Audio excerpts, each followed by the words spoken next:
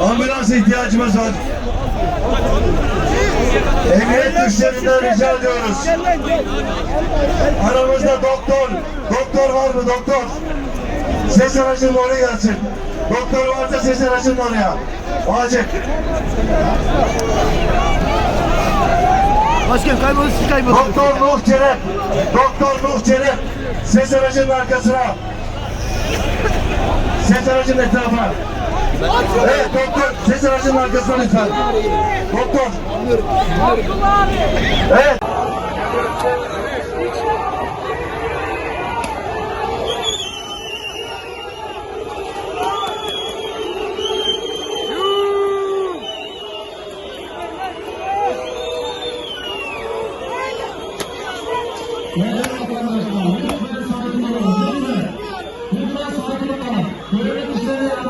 Lütfen sakin olun.